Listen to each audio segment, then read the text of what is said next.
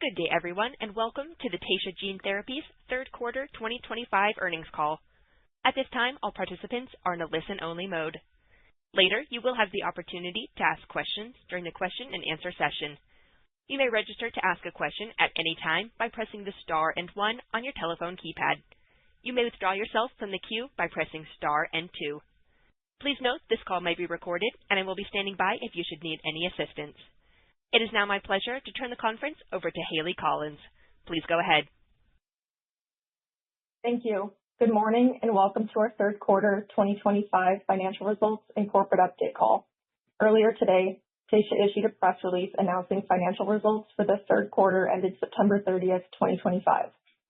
A copy of this press release is available on the company's website and through our SEC filings. Joining me on today's call are Sean Nolan, Taysha's Chief Executive Officer, Sukumar Nagendran, President and Head of R&D, and Kamran Alam, Chief Financial Officer. We will hold a question-and-answer session following our prepared remarks. On today's call, we will be making forward-looking statements, including statements concerning the potential of TSHA-102, including the reproducibility and durability of any favorable results initially seen in patients dosed to date in clinical trials, including with respect to functional milestones, to positively impact quality of life and alter the course of disease in the patients we seek to treat, our research, development, and regulatory plans for our product candidates, including the timing of initiating additional trials, reporting data from our clinical trials, and making regulatory submissions, timing or outcomes of communications with the FDA on the regulatory pathway for TSHA-102, the potential for the product candidate to receive regulatory approval from the FDA or equivalent regulatory agencies, our ability to realize the benefits of breakthrough therapy designation for TSHA-102, and the market opportunity for our programs. This call may also contain forward-looking statements relating to Taysha's growth, forecasted cash runway and future operating results, discovery and development of product candidates, strategic alliances and intellectual property, as well as matters that are not historical facts or information. Various risks may cause Taysha's actual results to differ materially from those stated or implied in such forward-looking statements. For a list and description of the risks and uncertainties that we face, please see the reports that we have filed with the SEC, including in our annual report on Form 10-K for the full year, December 31st, 2024, that we filed February 26, 2025, in our quarterly report on Form 10-Q for the quarter ended September 30th, 2025, that we filed today. This conference call contains time-sensitive information that is accurate only as of the date of this live broadcast, November 4th, 2025. Taysha undertakes no obligation to revise or update any forward-looking statements to reflect events or circumstances after the date of this conference call, except as may be required by applicable securities laws. With that, I would now like to turn the call over to our CEO, Sean Nolan. Thank you, Haley, and welcome everyone to our third quarter conference call. I will begin with an update of our recent corporate activities and progress across our TSHA-102 Rett syndrome program. Suku will then discuss the new supplemental analysis from Part A of our REVEAL Phase 1/2 trials. Kamran will follow up with a financial update, and I will provide closing remarks before opening the call to questions. In the quarter, we believe we made meaningful progress that sets the stage for what could be a transformative period ahead for Taysha. The recent regulatory clarity and progress we've achieved, which was enabled by the strength of our REVEAL Part A data set, rigorous data evaluation methodology, and our natural history data analysis, allows us to focus on executing our REVEAL pivotal trial and advancing towards BLA submission with clarity and confidence. A major milestone was the receipt of FDA breakthrough therapy designation for TSHA-102 at the end of September. This designation is designed to expedite the development and review of therapies for serious conditions that have demonstrated preliminary clinical evidence of substantial improvement over available treatments in one or more clinically meaningful endpoints. TSHA-102 received breakthrough therapy designation based on the FDA's review of available safety and efficacy data from all 12 pediatric, adolescent, and adult patients treated with TSHA-102 in Part A of our REVEAL Phase 1/2 trials, including clinical data from the previously disclosed May 2025 data cutoff. Receiving breakthrough designation highlights the FDA's recognition of both the significant unmet medical need among the estimated 10,000 patients suffering from Rett syndrome in the U.S. and the therapeutic potential of Taysha 102 to redefine the treatment paradigm for this devastating disease. Notably, over 80% of programs with breakthrough therapy designation that proceeded to file for approval have ultimately received FDA approval. We look forward to continued engagement with the FDA as we advance toward potential registration. In September, we finalized alignment with FDA on our REVEAL pivotal trial protocol and statistical analysis plan in support of our planned BLA submission for Taysha 102, following resolution of remaining clinical and statistical queries. Importantly, our previously aligned upon key design elements remain unchanged. In line with FDA's guidance for cell and gene therapy programs that was issued in September, we believe that by prospectively aligning with FDA on the statistical analysis plan for our pivotal trial helps ensure that the data set collected will be considered reliable and suitable for BLA submission. We are enrolling 15 patients in the developmental plateau population of Rett syndrome, with a primary endpoint of response rate, which is defined as the percentage of patients who gain or regain one or more of the 28 natural history-defined developmental milestones.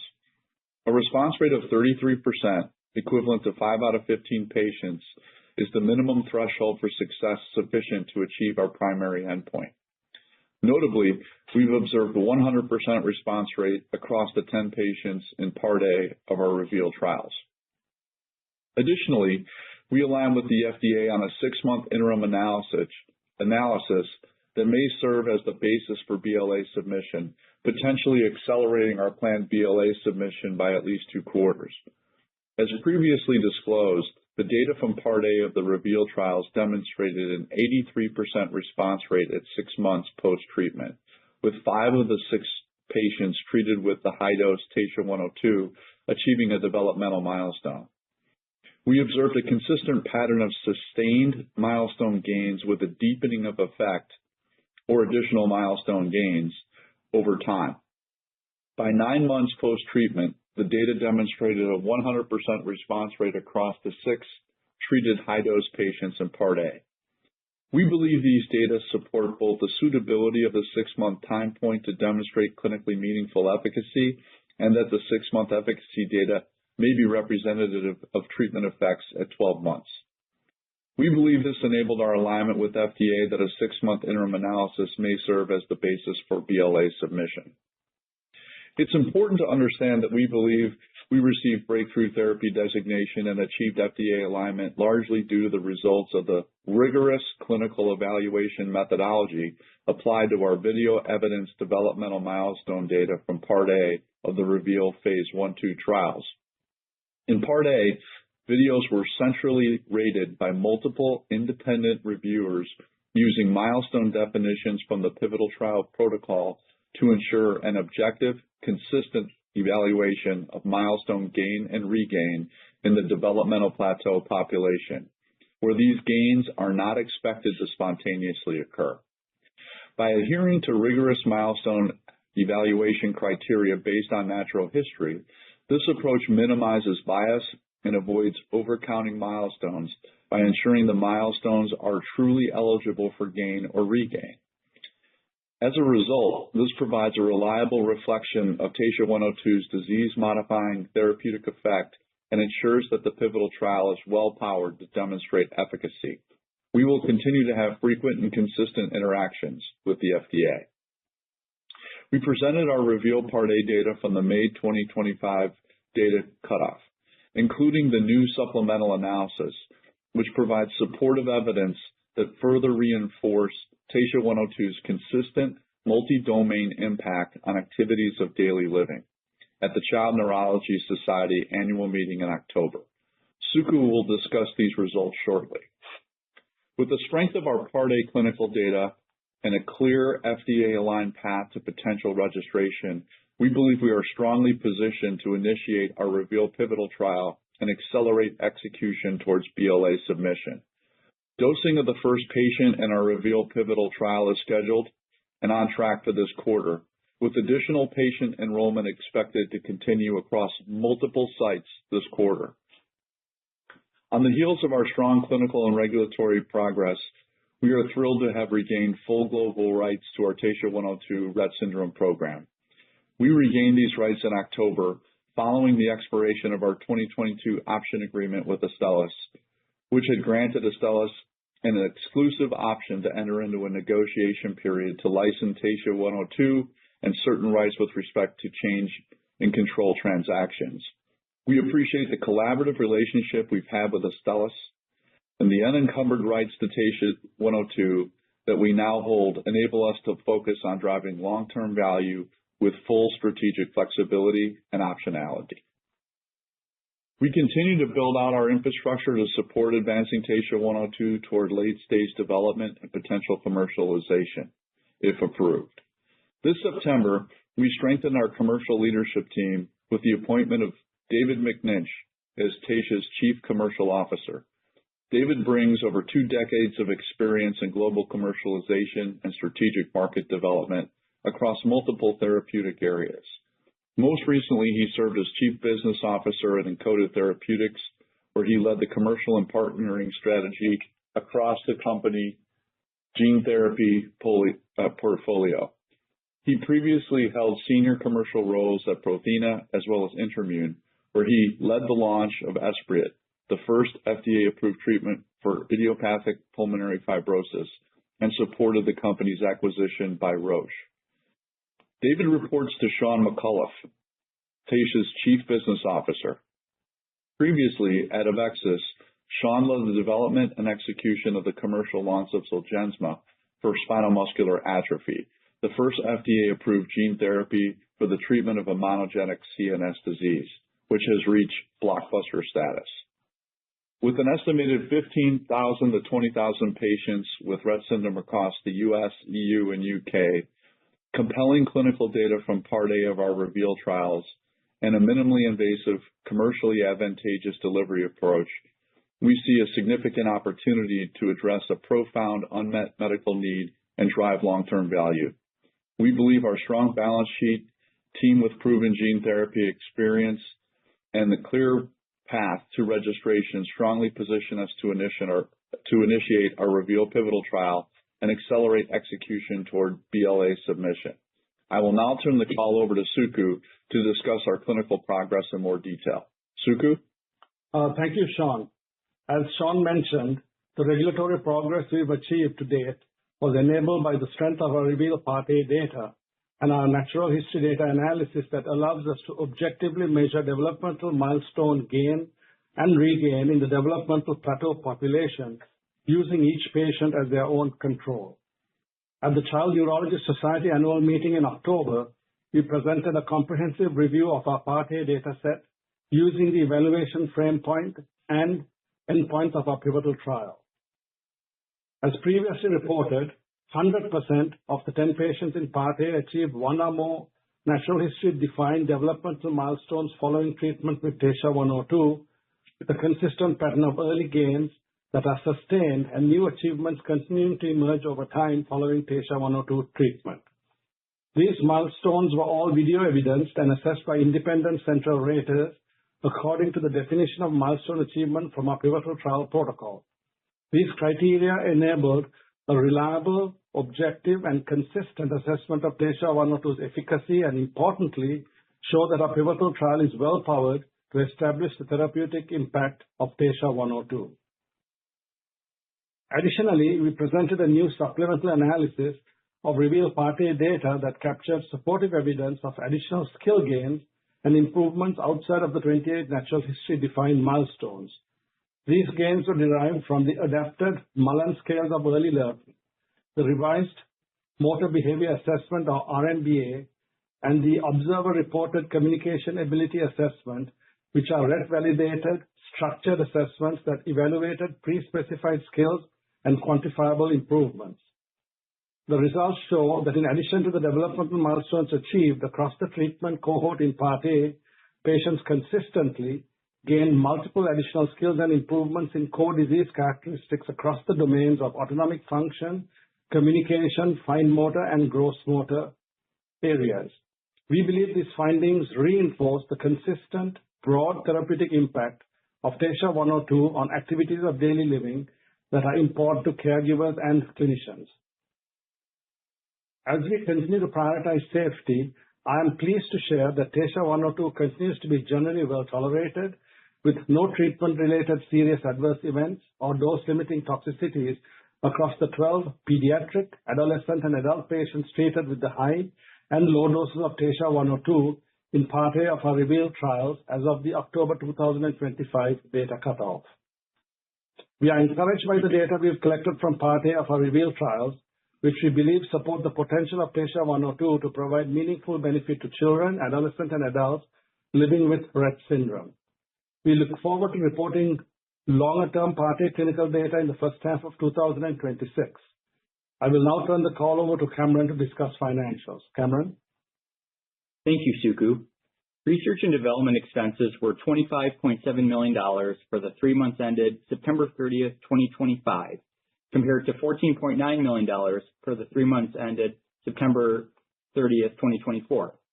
The increase was driven by BLA-enabling process performance qualification, or PPQ, manufacturing initiatives, REVEAL clinical trial activities, and higher compensation expenses as a result of increased headcount during the 3 months ended September 30th, 2025.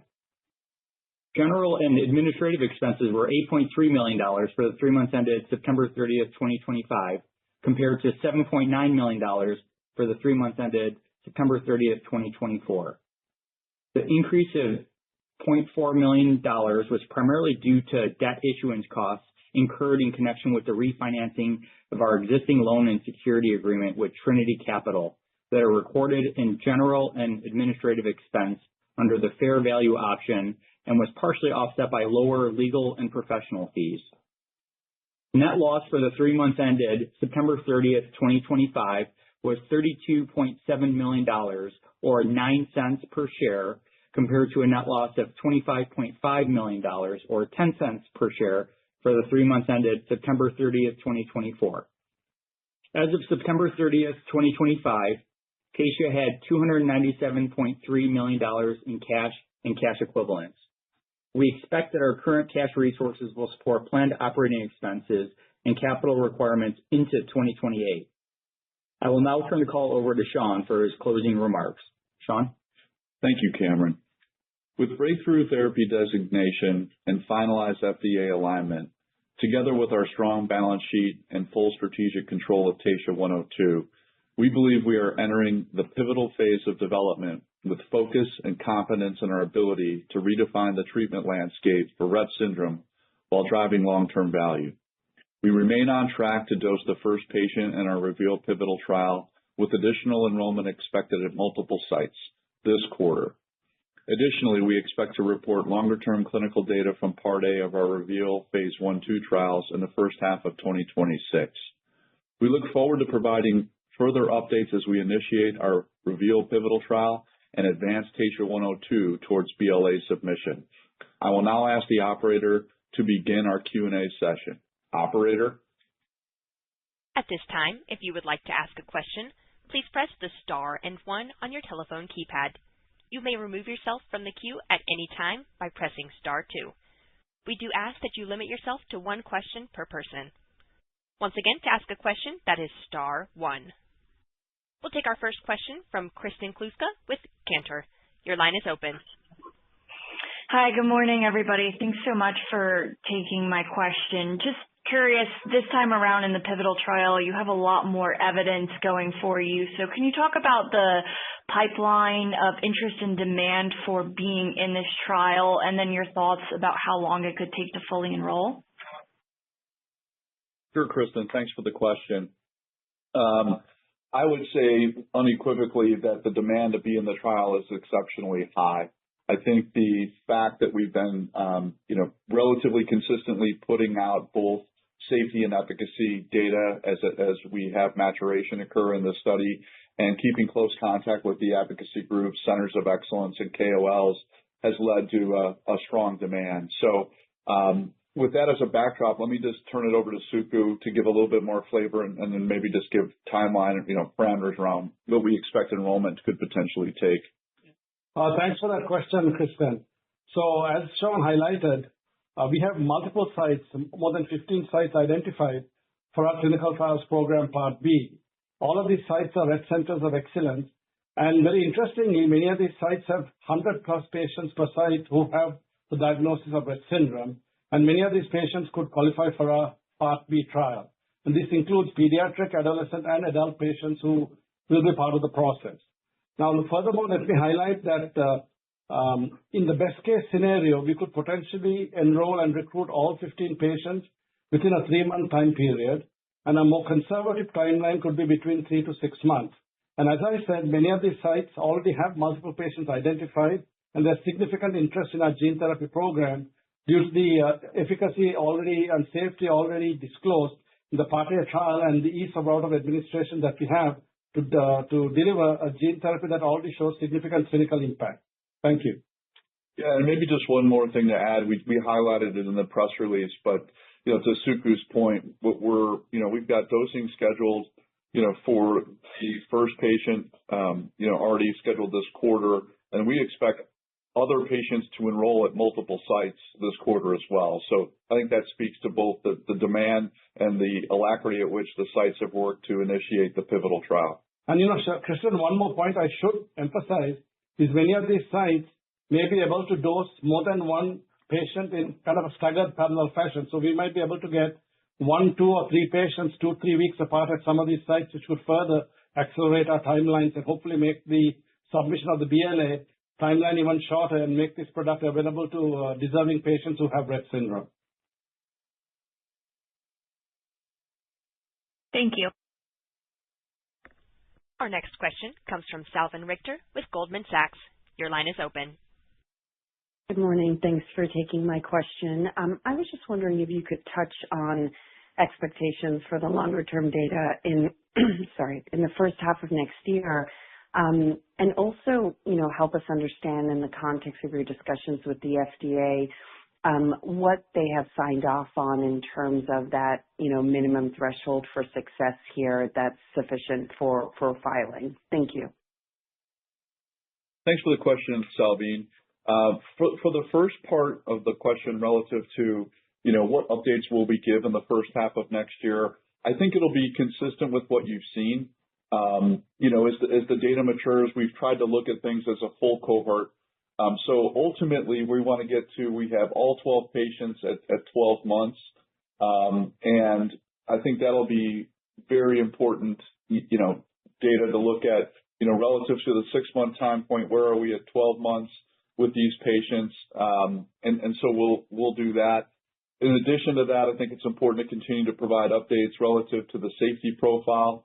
So, we want a little bit of flexibility here that, we could potentially give an update in the first quarter with, almost 12 months of data. We could wait for the second quarter, but we just want to make sure that the market's aware of the fact that we do plan to give, further updates, both in terms of safety and efficacy, that we think will be very enlightening and informative relative to the predictability of the approval of the pivotal trial.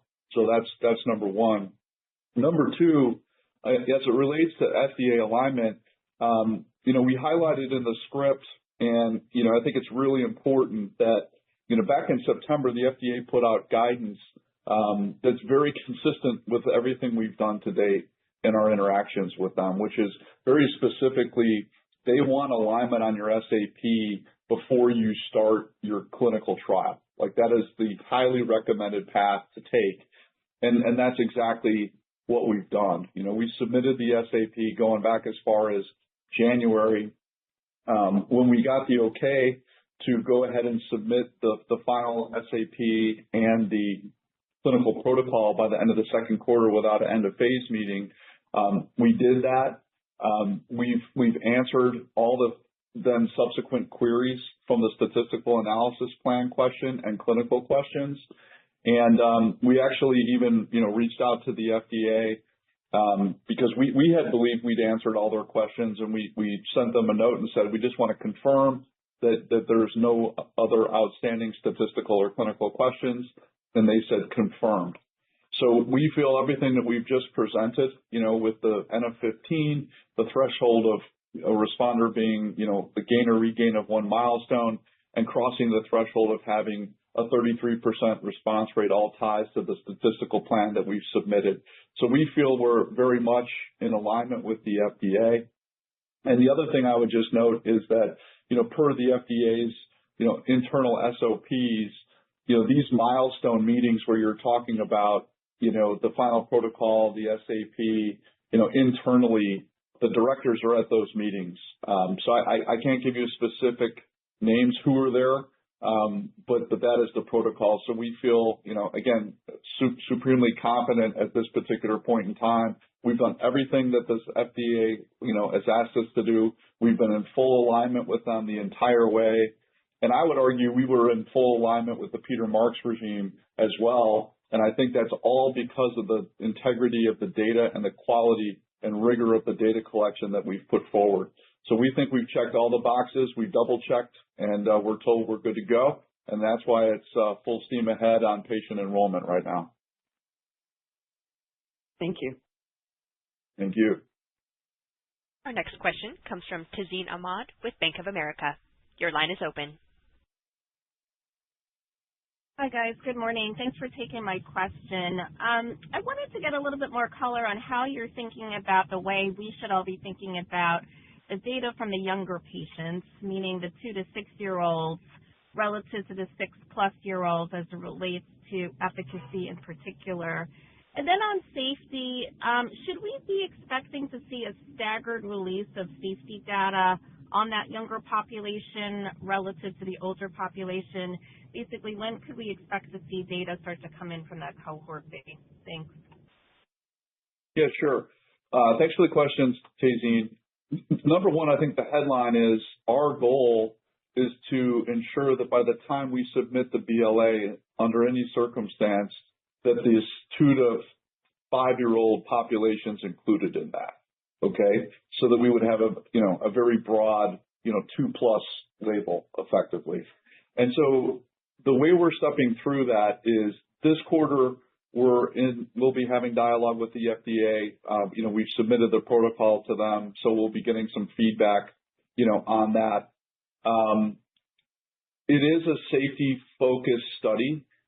We have had discussions with the FDA, formal meetings with the FDA, where we basically made the following request: that for this population, we want to establish safety, number one. We will collect some efficacy data, of course, but what we proposed was that we could extrapolate efficacy from the 6+ population, and that would be sufficient for getting this younger group into the label. And the FDA agreed to that. So that's how we're going to step through it. We would anticipate, beginning to dose these patients, once we have alignment with the FDA, it's probably towards the middle of 2026. Again, because it's safety, we think the trains will align on time in terms of BLA submissions, and then we'll follow, efficacy over the course of time in this patient population to see, if there's things that are unique there. And if appropriate, we could certainly update the label with any new data we have. But again, to just restate the primary goal, it's that at approval, you would have a label of 2+ with no, specific constraints relative to efficacy that's been collected. It's the full population that you're getting approval on.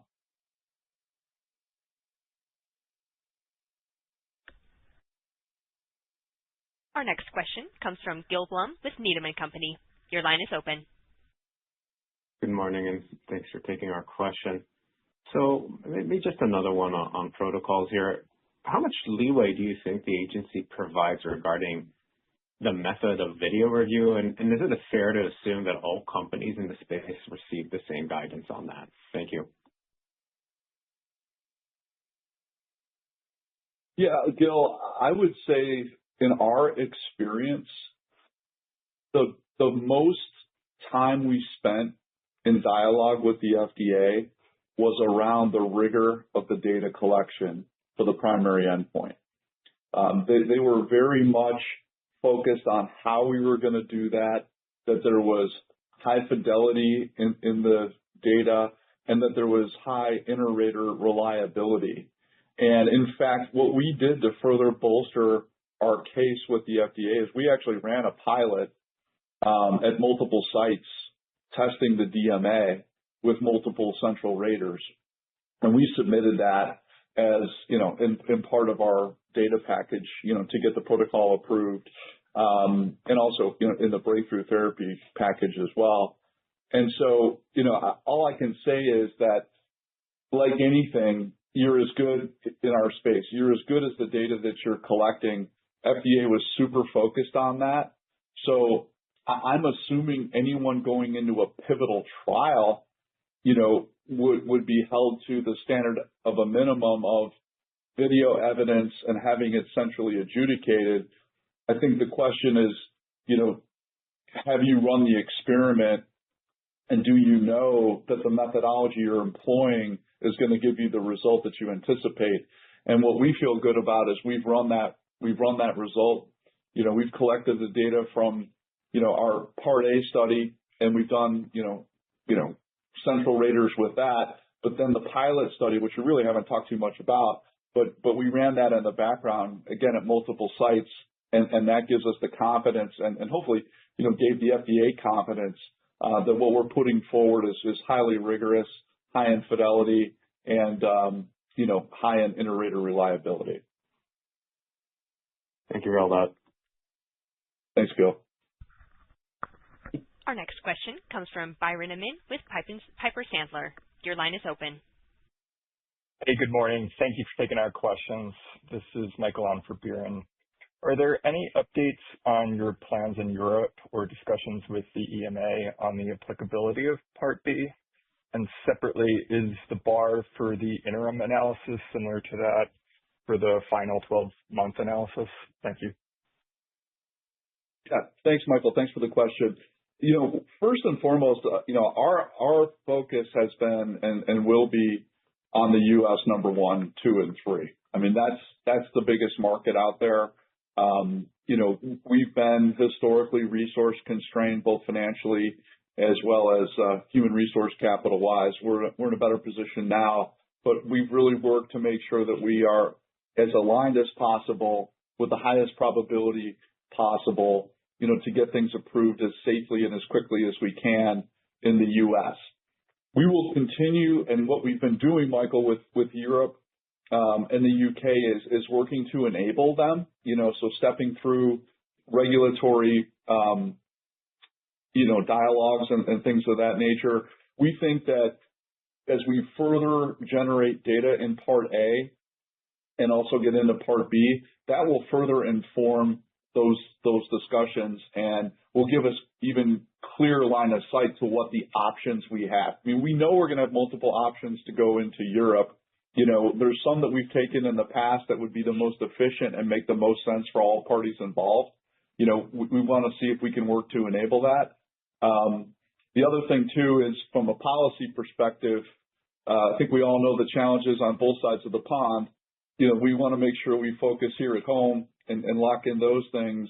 And we can also, take the time while we're collecting the data to see how policy also shakes out from an ex-US perspective as well. So the long-term goal is to enable Europe for sure. It's just a question of stepping through it in a very thoughtful manner.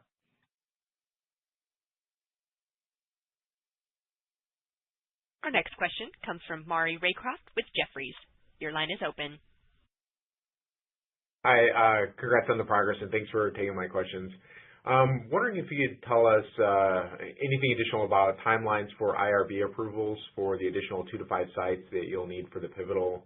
And just when thinking about enrollment for this study, is there anything more you could say about number of patients you could potentially have enrolled by end of this year? Just helping provide some line of sight to potentially getting to data from the pivotal by the end of next year. Yeah, Maury, it's a great question. I think we can provide more information in either Q1 or sometime in the springtime, I think, as we have better line of sight. Again, just from how we're stepping through it, we've submitted protocol to the FDA. We've got waiting for their feedback on that. That'll certainly inform things. We're doing, I would say contextually, right, we're doing for the pivotal trial 15 patients. This is a smaller subset of patients, so we would anticipate the number of patients to be less than 15 in this study. I think that from a IRB perspective, it will be a new protocol, so it'll have to go through the process of contracting, IRB approval, ethics, all the things that you have to do. I can tell you that there are, as you would anticipate, multiple sites, of course, that want to be a part of this. So I don't think that's going to be an issue. We just want to make sure that, number one, we get alignment first and foremost with the FDA on the protocol and the associated statistical plan that we're putting forward. And then number two, that from an operational perspective, we're doing things in a manner that is most efficient and doesn't by any way impede the enrollment of the 6+ population. So the way we see this, based on the fact that the primary endpoint in the little kid study is safety, we think the two trains are going to come back together. And again, just to make the point that we do anticipate including that data along with the 6+ pivotal data in the BLA submission with the goal of getting a broad label. Got it. Okay, thanks for taking my questions. Thanks, Maury. Our next question comes from Jack Allen with Baird. Your line is open. Great. Thanks so much for taking the questions, and congrats on all the progress made over the course of the quarter. I guess my first one was on the broader sentiment at the FDA. There was quite a bit of news over the weekend and Monday morning surrounding CBER and some changes outside CDER. And I just wanted to get a sense for any thoughts that the team has as it relates to management interactions with the agency, whether the agency is functioning as expected, and what your plans are going forward to interact. And then briefly on the younger patient cohort, I also wanted to ask about how you're thinking about dose. As you go into younger patients, you could theoretically increase the relative exposure if you're treating smaller patients with a fixed dose. I'm just curious if you have any plans to address that potential issue. Yeah, Jack, let me start with the second part of your question on dose. It's going to be 1/10^15, but we're going to adjust for brain volume. So we want to make sure that none of those younger kids get any more dose on a per kilogram basis than anyone we've dosed so far safely. So, we've given that a lot of thought. The clin dev team's done a super job. Again, we've got that in front of the FDA. So we're being very thoughtful about that safety perspective. So more to come on that once we have the protocol finalized. As it relates to the FDA, what we can point to is a couple things. And I said this earlier. We had good alignment with Nicole Verdun, right? I mean, nothing that we've changed. We've done nothing since the new regime's been in that's different in terms of our natural history assessment, our proposed endpoints, et cetera. And I've used this term before, but no one has pushed us off the ball. And the reason we believe that is because we have levered data collected in a very rigorous manner to make our case with the FDA. Number two, the approach that we're taking is exactly what the FDA wants. So that's why we referenced this FDA guidance from September, where they're basically saying, hey, for gene and cell therapies, we want alignment on your protocol and your SAP before you start the study. So what are we doing? We've taken our first-in-human study. We've learned from that. We've done the natural history analysis, and now what we're saying is, based on what we learned, we're going to propose a prospective pivotal trial with the following endpoint and the following statistical analysis plan, and we've worked with the FDA to get that into a situation where they've signed off on that. So we've done exactly what they wanted.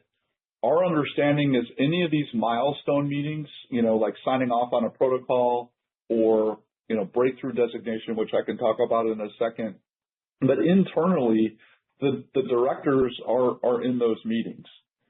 So, we've checked and double checked to make sure we're not misinterpreting things. We've gotten confirmation of that. We feel like we've done everything that the FDA has asked us to do. And more importantly, we're not asking them to do something that's out of course. What we're not doing is we're not taking the Part A data and saying, oh, you know what, we want you guys to, go back and we're going to propose now that we're doing a DMA and we're going to do these developmental milestones. And we want you to approve our data based on, a statistical plan we put in front of you after the fact. That is not something that we've done. We're taking a more traditional approach and starting a new study. Who wants to add some information? Yeah, one thing I would add, Sean, is that under Dr. Vinay Prasad and Vijay Kumar's current leadership of CBER, their team has followed the spirit of the RMAT designation and CBER and the breakthrough designation that we have achieved. So our interactions have been very fluid and very constructive and very useful. So I just wanted to emphasize that, Sean. Yeah, Jack, one last thing on breakthrough to the point Suku's making. The internal SOP at FDA for breakthrough is that when a breakthrough request comes in, the directors are made aware of it. They then send it to the review team and assign them to review it and let them know the recommendation. And so that means that eyes are on things. And again, we've done the best that we can to be data-driven in all of our requests. And therefore, again, we feel the fact that the breakthrough was granted, in September under this current regime in the manner that they like. We followed their guidance that they've issued in September in terms of protocol for pivotals as well as SAP. We've tried to step through it, in an exact manner that they want. And I would argue the exact manner based on data that any administration would want. So, that's why I kind of went back into the Wayback Machine with the Peter Marks group, but it is important, and I do think it's relevant to say they agreed with what we were doing as well based on the way that we were going through it. So I've always said data drives, is the currency of the realm, and we believe that's the case. We're just going to keep moving forward and be as transparent as we can with the agency. And as a result of having breakthrough, we now can set up even additional meetings with them, which we've already done, to start to talk about BLA submission process and things of that nature. Thank you so much. That's great color. Thanks, Jack. Our next question comes from Chris Raymond with Raymond James. Your line is open. Hey, thanks. Just a couple of commercial questions here, maybe. So you're starting the commercial build out now with the hiring of a chief commercial officer. Maybe talk about the footprint you'll need, how it will look, and maybe the milestones that we should expect, in terms of, access, progress. And then maybe a related question, of the 28 developmental milestones, are there any that you think matter more, be it communication, fine motor, or gross motor milestones in terms of clinical acceptance among the physician community or in terms of ease of access that we should be thinking about? Thanks. Yeah, I think to start with your second question, all of the 28 milestones that we've selected, we did in concert with KOLs and with the advocacy community.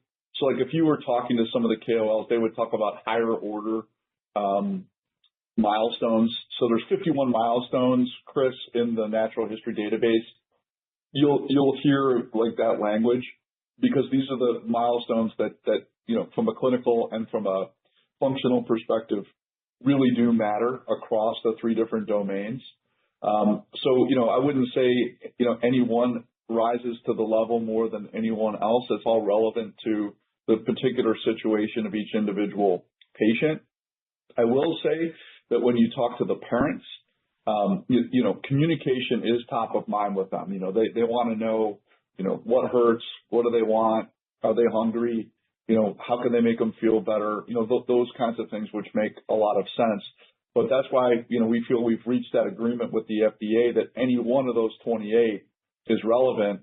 And I think what we're also trying to show is that, over time, not only are there more milestones being gained of the 28, but the whole purpose of the supplemental analysis was to show that outside of that, the 28 are a mechanism for us to get approval.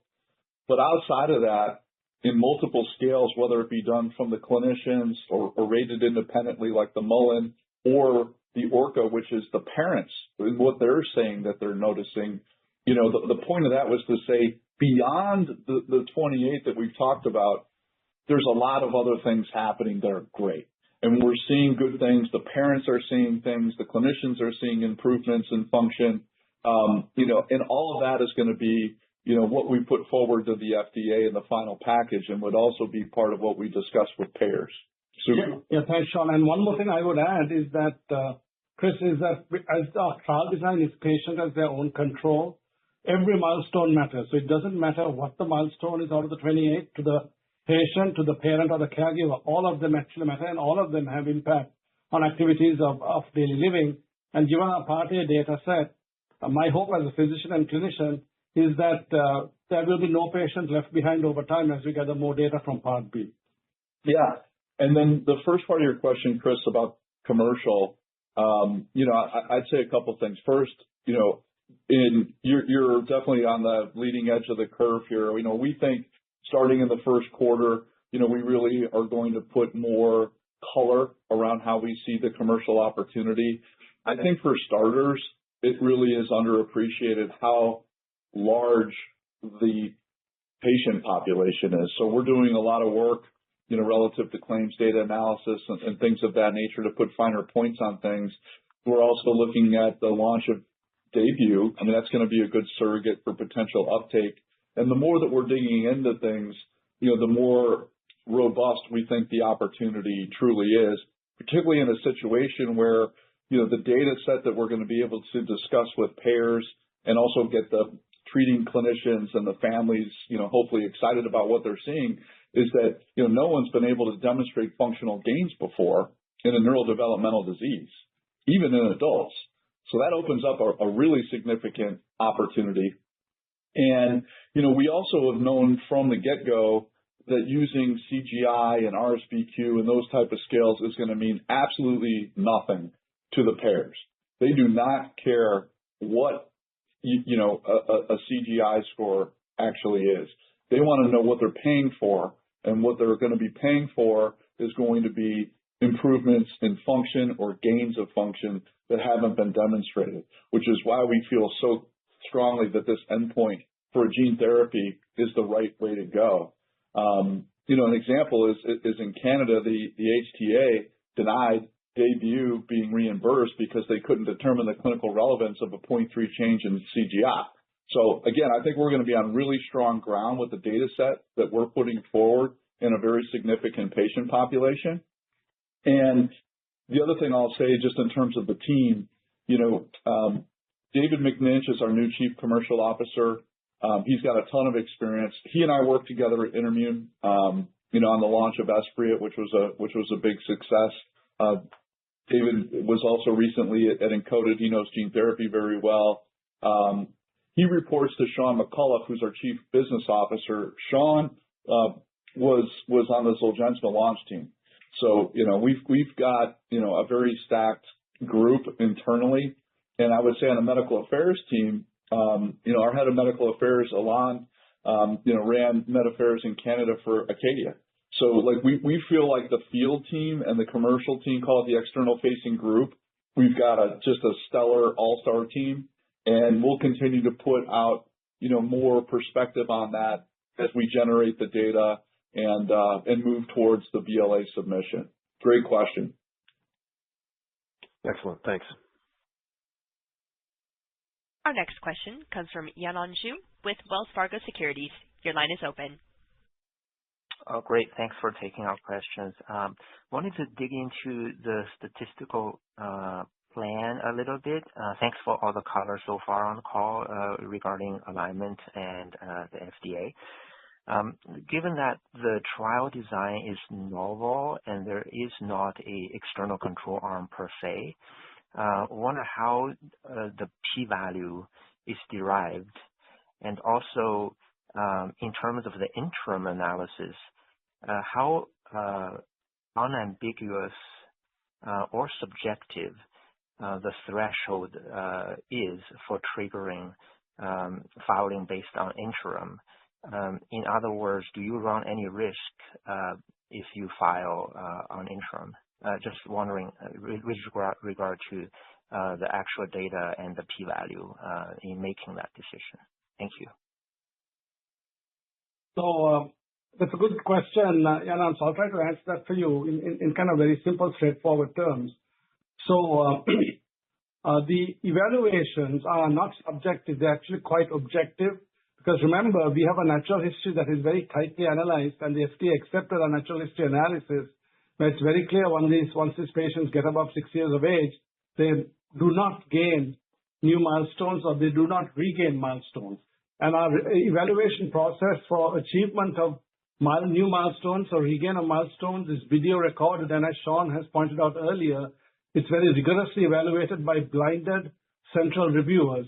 And there are different reviewers for the 6-month interim analysis as well as the 12-month interim analysis. So you have to keep that in mind as well. Now remember also the 6-month interim analysis, all 15 patients dosed have to reach that 6-month time point before we break the blind on the video evaluations and before we share the information or the data with the FDA for potentially filing of the BLA as we complete the study at 12 months. And that data set will also be available at the final filing of the BLA. So what we do is by the 6-month interim analysis process, we have the opportunity to shorten the timeline of filing of the BLA by 2 quarters or more. So again, the 6-month interim analysis also does not really have significant impact on the p-value nor the power of the study, given that the loss of the alpha is actually minimal. And it's a 33% responder rate. That is all that's needed really to meet our primary endpoint, whether it's a 6-month or 12-month analysis. And keep in mind that usually none of these patients at 6 months reach a new milestone or regain a lost milestone. Therefore, any milestone gain even by one patient is miraculous. So I will leave it at that from a clinician's perspective. I think we have something that I hope that we can gather the data quickly and get our data set to the FDA so that we can make this therapy available to patients as soon as possible. I hope that answers your question, Yanan. Yes, great. Thanks for the cover. Our next question comes from Joon Lee with Truist Securities. Your line is open. Hi, good morning. This is Mehdi on for June, and thanks for taking our question. So the question is, I just wanted to ask you to please remind us, what is the actual definition of regaining again? And assuming that, at the 6 months interim data is positive, how soon you can start filing for BLA?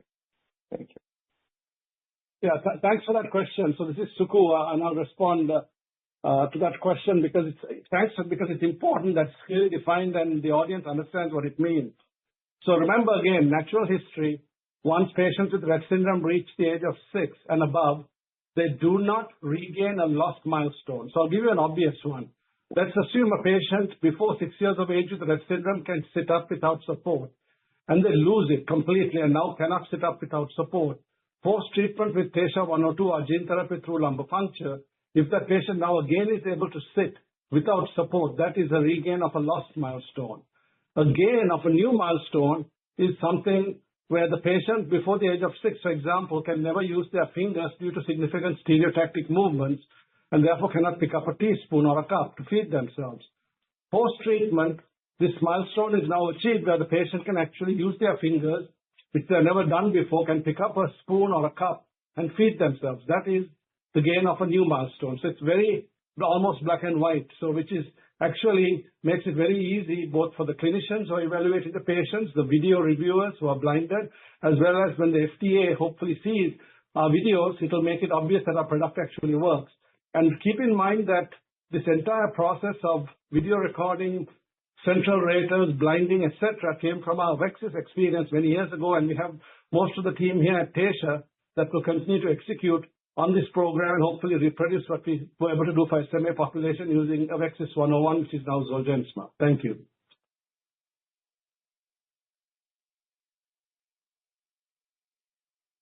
It appears we have no further questions at this time. I'll turn the program back to the speakers for any additional or closing remarks. We appreciate everyone taking the time this morning to join us. Have a good day. Thank you. This concludes today's program. Thank you for your participation, and you may disconnect at any time.